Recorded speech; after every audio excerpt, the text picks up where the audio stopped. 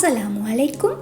Hi மக்களே, என் cook book சேனலில் இன்றைக்கி நான் செய்து காட்ட போகிறது குயிக் அண்ட் ஈஸியாக செய்யக்கூடிய சைனீஸ் சில்லி பேஸ்ட். ஆரம்பத்திலேயே ஒரு விடயத்தை சொல்லிக்கொள்ள விரும்புகிறேன். என்னென்னு கேட்டால், சின்ன காலத்தில் இறால் எனக்கு ரொம்ப பிடிச்ச ஒரு உணவு. இப்பெல்லாம் இறால் எனக்கு ஒத்துக்கொள்ளுது இல்லை.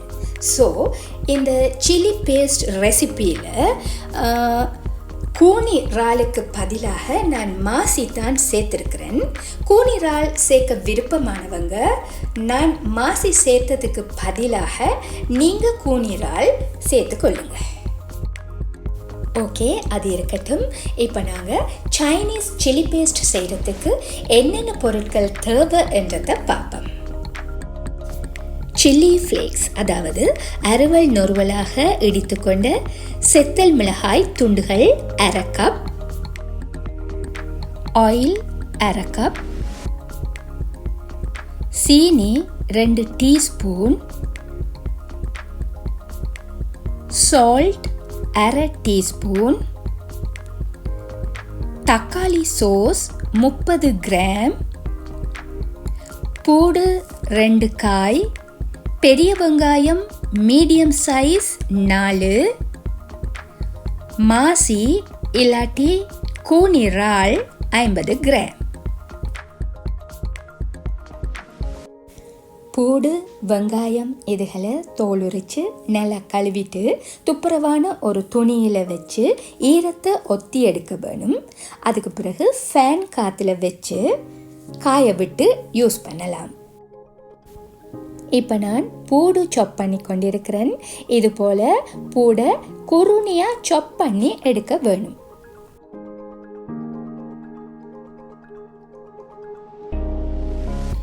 வெங்காயத்தை மெல்லிசா வெட்டி எடுக்க வேணும். அடுப்பை லோ ஹீட்டில் விட்டு பாத்திரத்தை சூடாக்கிட்டு அதுக்குள்ளே தேங்காய் எண்ணெய் ஆட் பண்ணுறேன். வீடியோவோட ஆரம்பத்தில் பார்த்துருப்பீங்க மோல்டிவ் ஃபிஷ் சிப்ஸ், அதாவது மாசி துண்டுகள். இந்த பேக்கெட்டை தான் நான் வாங்கியிருந்தேன். இதை வாங்கி கிரைண்டரில் போட்டு பல்ஸ் பண்ணி மாசியை தூளாக்கி எடுத்துருக்கிறேன்.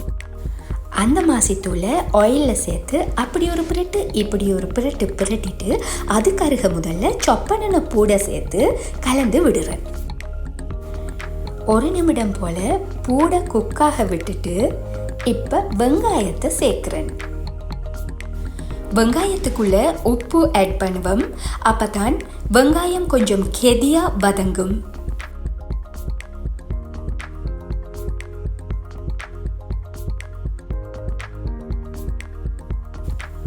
வெங்காயம் வதங்கி வர நேரம் சீனி ஆட் பண்ணுறேன்.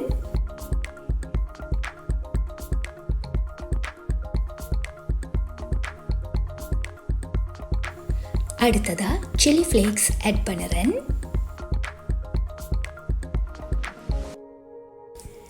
அடிக்கடி கலந்து விட்டு கொள்ள வேணும், இல்லாட்டி கருகிரும். கருகி போனால் கசக்கும். வீடியோவோட ஆரம்பத்தில் இன்க்ரீடியன்ட்ஸ் எடுத்து வைக்கிற நேரம் சோயா சோஸை மறந்துட்டேன். சோயா சோஸ் 1 டேபிள் ஸ்பூன் சேர்க்க வேணும். அதோட தக்காளி சோஸ் 2 டேபிள் ஸ்பூனும் சேர்த்துக்கொள்ளுவோம். அடிக்கடி நல்லா பிரட்டி விட்டு மெல்லிய நெருப்பில் குக் பண்ண வேணும்.